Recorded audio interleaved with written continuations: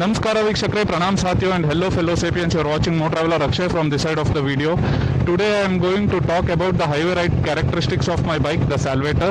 I have named my bike the Salvator because it provides me salvation whenever I ride it, and my bike is the Triumph Speed Twin 1200. I have made another video, a lengthy one of course, about 30 minutes video on the city ride review of this bike, which is available on my channel, and I'll provide a link in the description as well as in the end screen, which you can refer to later in this video. So let's make this a very quick video, a very short one where I provide the highway ride review. Let's start with the ride modes provided on this bike. There are three modes, the rain mode, road mode and the sports mode.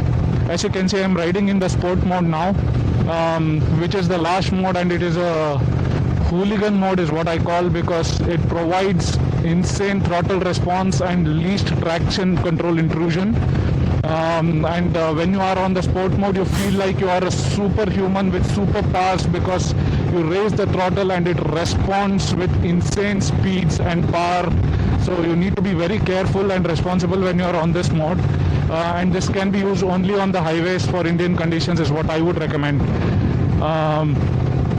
Don't go at insane speeds, especially I would not recommend that to our youth who are crazy about high speeds. No, that's not to be done on Indian highways. You want to do that, you go to a track, do whatever speeds you want with all the required safety and gear, but not on Indian highways. You need to be limited. I would say 100 is the safest speed, 80 to 100 is what you should cruise, 120 is the max that you can go about on a bike on an Indian highway. And that's about the sports mode. The next mode, which is lower to sports mode, is the road mode, where you have good throttle response. Not as much as the sports mode, but there is good throttle response, and the traction control intrusion is higher in this mode. This is good, ideal for city rides, I would say. I never ride in the lowest mode, which is the rain mode, even in the cities, because the rain mode feels like there is some chain slack. It never responds as per my expectation. I raise the throttle and it never responds to my expectation. So and also there is the highest traction control intrusion in the rain mode and lowest throttle response. So it is not quick to respond, I would say, in the rain mode. That makes it very difficult even in the cities to maneuver through and zip through the traffic. So I would always recommend road mode in the cities. So road mode is a good mix of throttle response and traction control. So it's always better. Rain mode traction control, as I have mentioned in my previous video of the city ride review, it never responds as per the expectation when I go through a speed bump and a pothole or anything of such sort.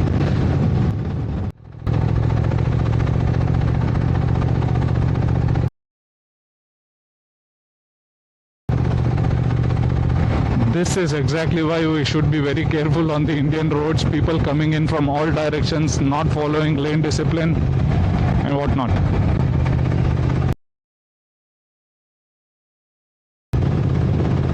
Again, yet another example.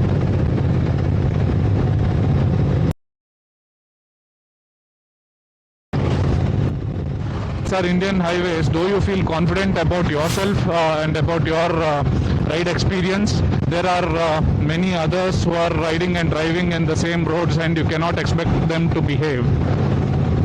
So the sports mode, it has the least traction control, and also the throttle response is the best. And as I said, if you are going too fast, it's sometimes overwhelming, because it keeps on adding to the speed and power, and it never stops. You keep raising the throttle and it keeps on building up that power, and it keeps on going to insane speed. So be very careful with that. But it's really fun to ride in the sports mode. It's an ultimate machine, and the sports mode provides the full capability of this machine.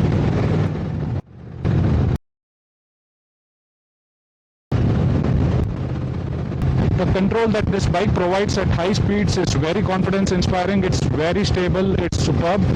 Braking at high speeds, no questions about it. It's the best, I would say, in this class. It provides ultimate control. The seat cushioning and suspension, no complaints there. You can go on long rides if you are comfortable on this bike with this rider's position.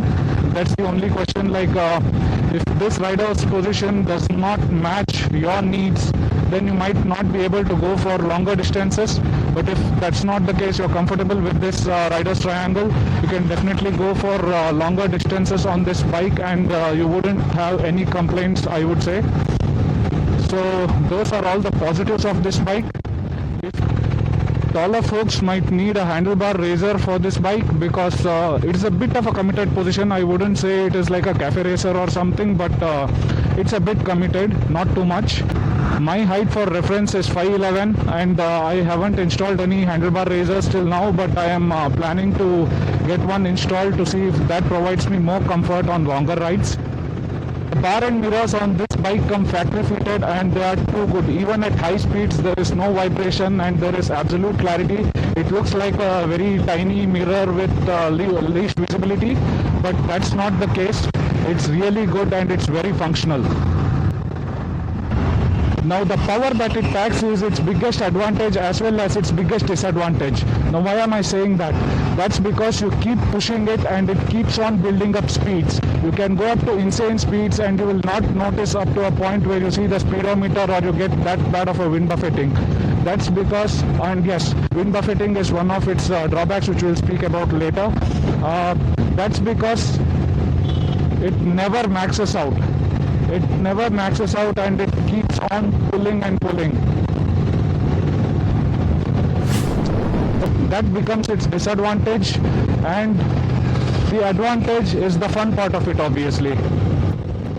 It builds up power when you open the throttle is superb, and that feeling that you get on the open stretches when you pull it is superb.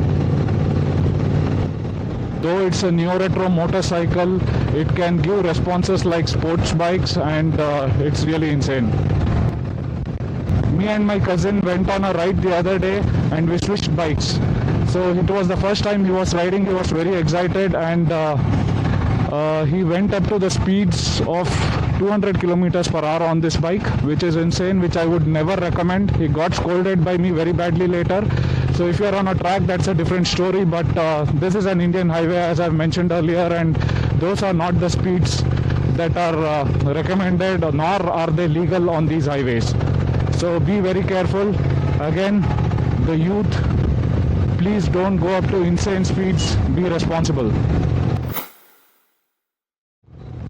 So let's now talk about the negative points, the cons or the drawbacks. No product is perfect, as you know.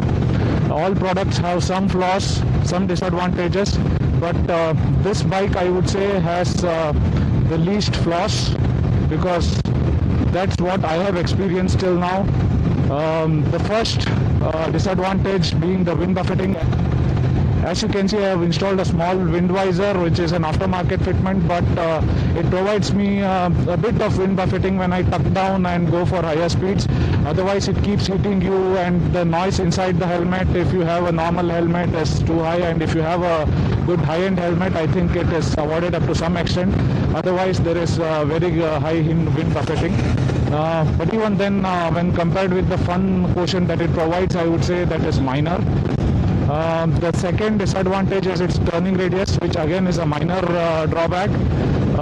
It has very less turning radius, so you might need to turn multiple times, pull it back in short, small spaces.